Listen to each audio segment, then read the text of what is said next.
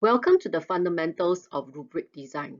We are going to consider 3 essential questions, 2 great approaches, and 1 key principle underlying sound rubric design. So without further ado, let's begin. Let's begin with this activity on identifying the different parts of a rubric. Look at the example below. Identify the standards, criteria, descriptors, scale, and weighting. The last 2 elements, the scale and the weighting, are not essential to a set of rubric, meaning that if your rubric has standards, criteria, and descriptors, it can work well. Pause the video here to do this.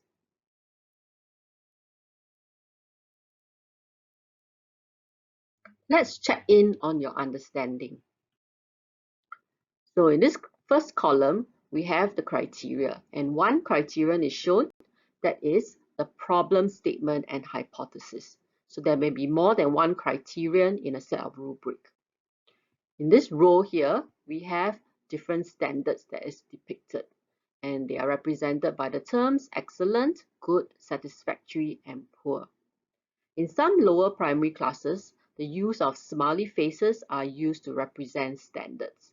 But eventually, you want to move your students away from just the use of smiley faces to clear descriptions of these standards.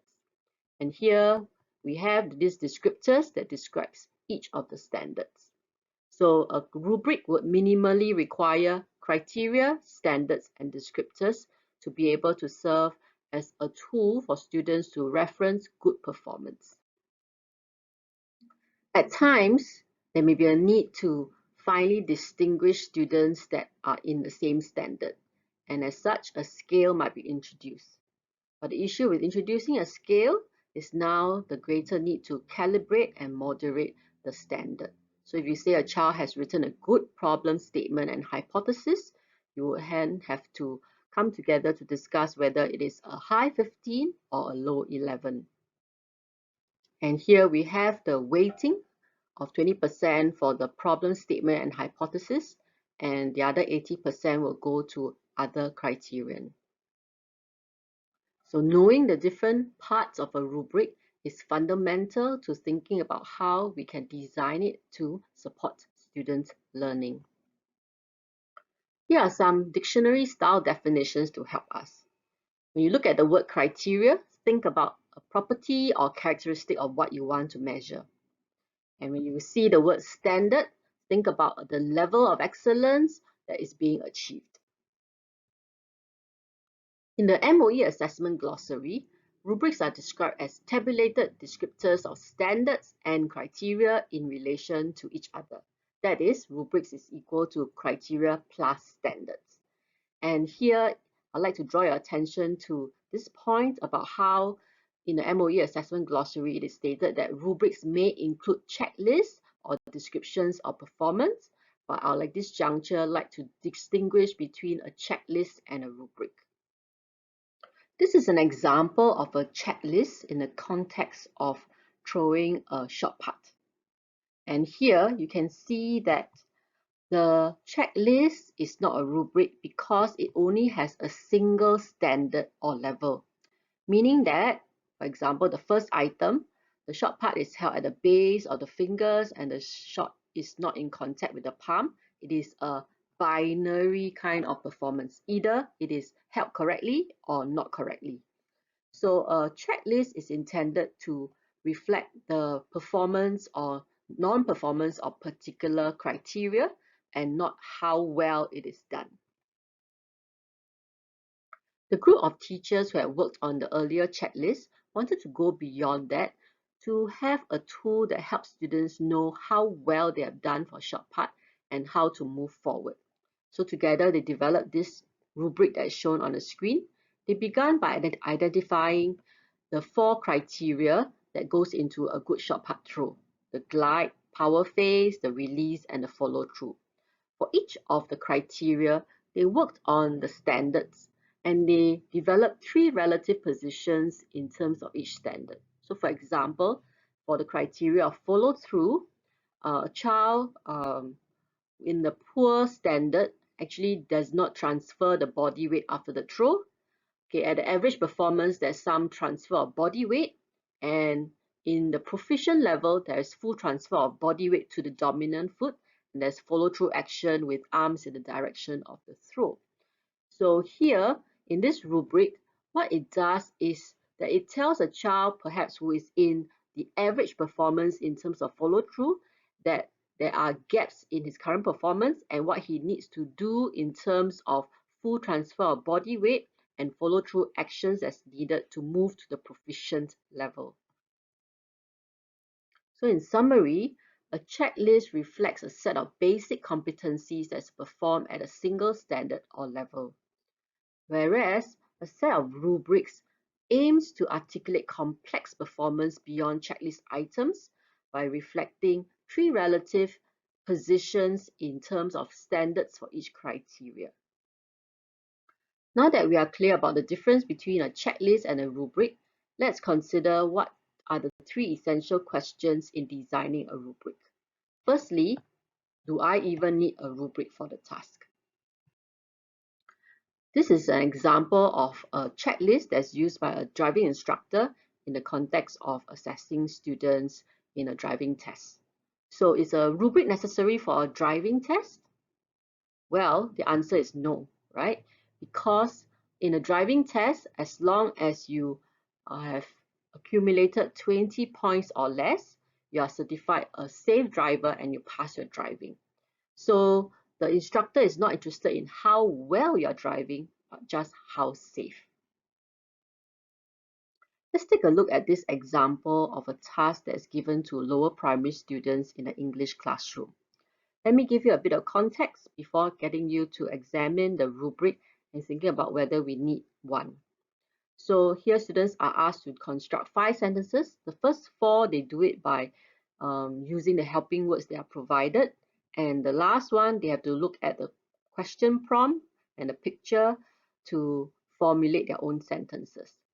So pause the video here and examine the rubric to see whether or not we actually need the rubric for this task. So what do you think? So would you agree that for this close-ended task, at least the first 4 questions, we don't really need a rubric. And answer key might be more helpful in assessing whether students have gotten it right. And if you look at the rubric, they are concerned with counting the number of sentences as well as counting the number of errors that are made. And here, if you are more interested in a quantitative count, then a rubric will not serve its purpose. A rubric is more intended to assess open-ended responses, whereby there could be multiple variations in answers. Take a look at this spelling rubric that I took off from the internet.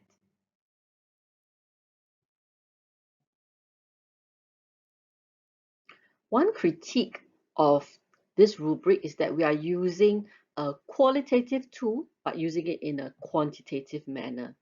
And doing so ignores the fact that students may actually go away with the wrong thinking that spelling is only about getting the number of words correct and not making mistakes.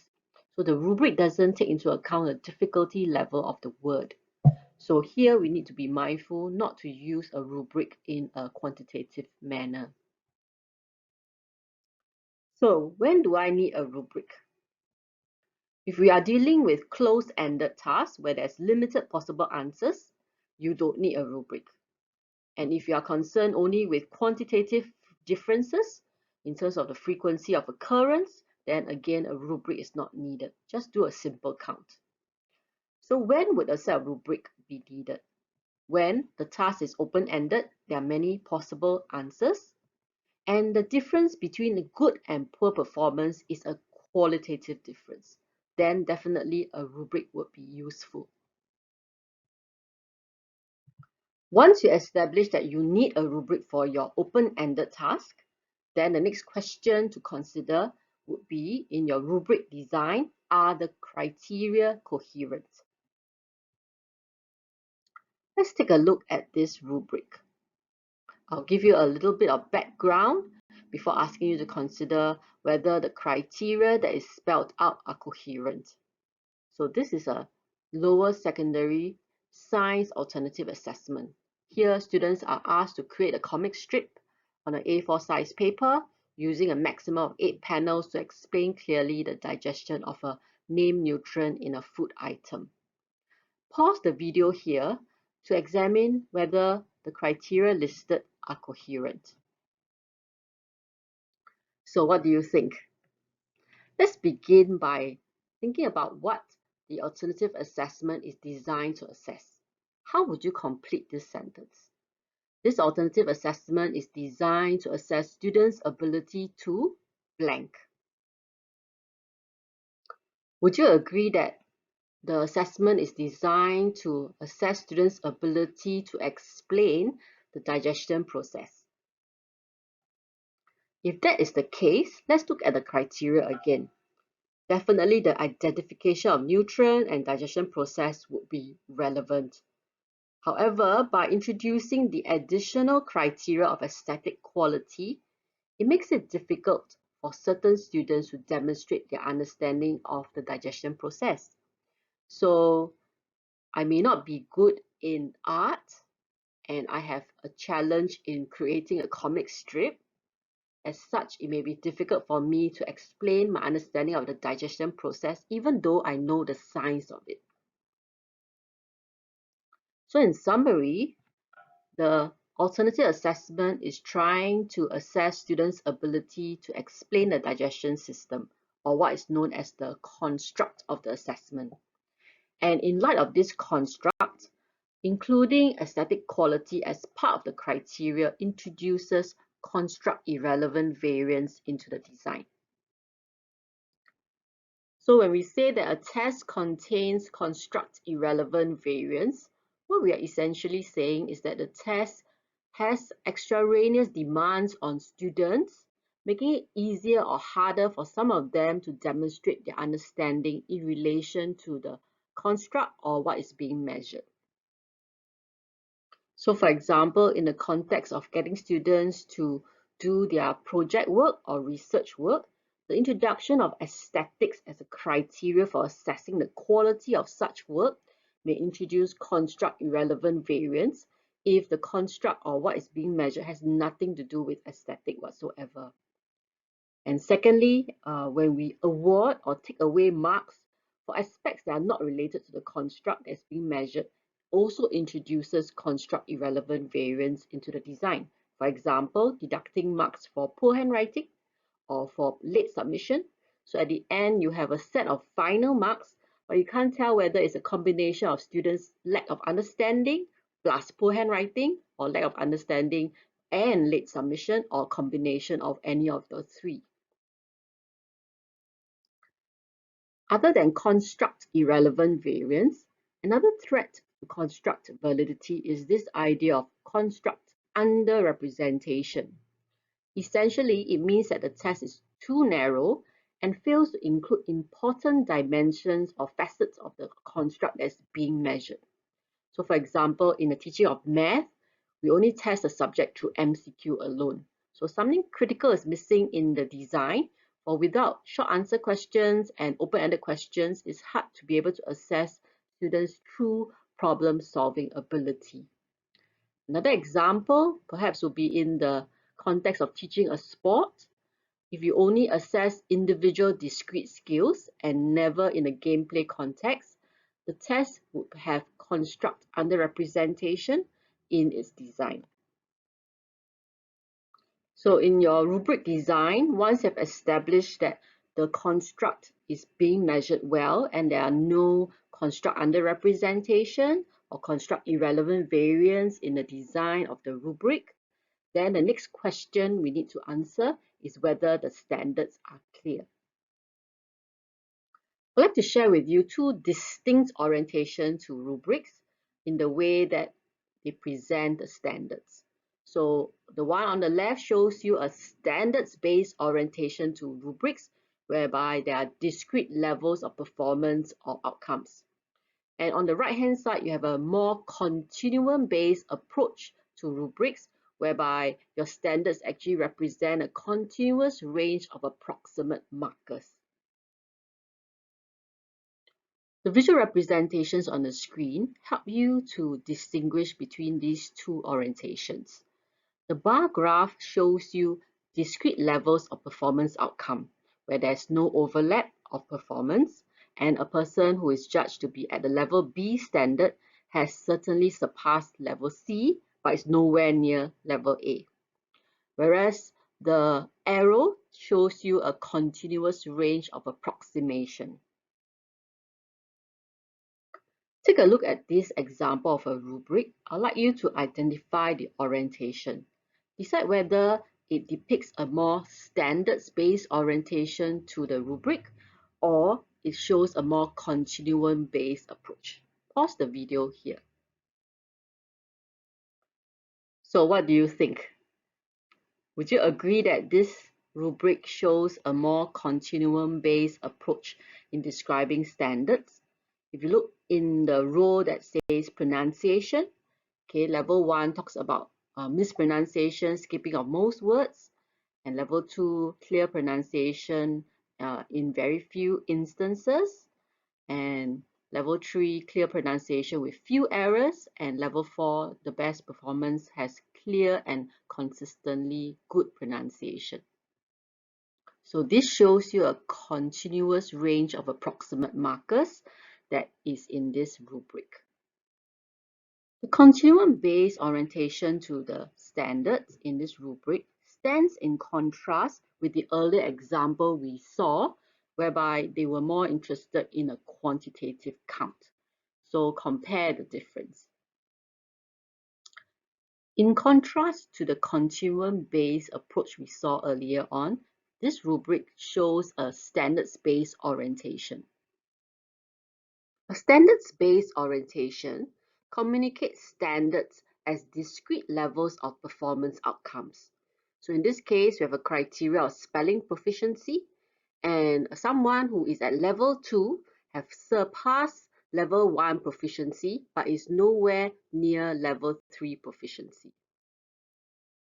So someone who is at level 2 can spell multi-syllabic phonetic words, either 2, 3, 4, or 5 syllables, and he or she will have certainly surpassed level 1 in being able to spell one-syllable phonetic words. But he is nowhere near level 3 or 4 in knowing how to spell non-phonetic words nor foreign words that is used in our English vocabulary, such as the word rendezvous and el dente.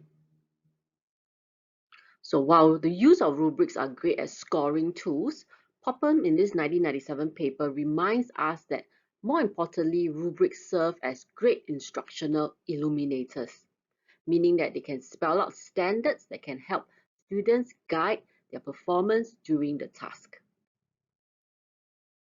So at this juncture, I'd like to invite you to draw on what you have learned so far to examine and critique this rubric that is presented. This is in the context of Primary 5 Science, the teaching of the topic on deceit dispersal, where students are asked to create a 3D model of how a seed can be dispersed in multiple ways and to explain why. Pause the video here to examine the criteria and standards and think about how we can improve this rubric design. So let me give you some feedback on your thinking. Firstly, this rubric seems to want to communicate task requirements as opposed to helping students understand what is good standards. So for example, the naming of the fruit, the listing of the number of features that's needed, the use of the number of scientific words that is required. So the focus seems to be on task fulfillment or compliance of instruction rather than on the learning outcome, which is to assess students' understanding of the different seed dispersal methods. So one suggestion for improvement is to reword the criteria by more general categories. For example, the depth of reasoning in explaining the understanding of different seed dispersal methods and the appropriateness of content in creating the 3D realistic model. So another suggestion for improvement would be to include basic task fulfillment requirements in a checklist as opposed to the current rubrics. So the need to name the fruit should be spelled out in the checklist, and the labeling of the various features. So here, this is a summary slide of the task specificity issues we have seen. And this is a common problem seen in the design of rubrics. Other than task specificity issues, the other common issue in the design of rubric is the lack of consistency in the descriptors. The descriptors in the standard should reflect a positive learning continuum. We should be aware that there is no undue negative evaluative words that's used that might perpetuate low student expectations of themselves. So in this example that is highlighted, could another word be used other than the word poor to communicate the standard of understanding at the novice level? How about the words basic or fundamental? In the descriptors of our standards, we should avoid the leap from failure to success. Look at the example that is highlighted. How does a novice who demonstrates poor understanding of the topic progress to an apprenticeship level with some understanding? Ambiguity will make it difficult for formative use of the rubric. So one suggestion for improvement is not to overly rely on frequency count, but to use more descriptive words to distinguish the different standards. If you look at the example that's highlighted, it will certainly not be the case of a novice moving from poor understanding to some understanding with the mere use of one single science vocabulary word. As we use more descriptive words and more descriptions, one way to overcome subjectivity is through the use of sufficient exemplars. Using weak and strong exemplars will enable us to flesh out what do these standards mean. And a moderation process, first with teachers and eventually to involve students, will help them to understand the different standards. This is a summary slide of the two other common issues in the design of rubrics, which reminds us of the importance of descriptors reflecting a positive learning continuum and the need to use more descriptive words to avoid the over-reliance on frequency count. At this juncture, I invite you to go to this Padlet link to examine and critique a rubric in your subject discipline. Look out for the three common issues in the design of the rubrics. One, the task specificity. Secondly, the lack of consistency in the descriptors. And thirdly, the over-reliance on frequency count. Consider how you will improve the rubric.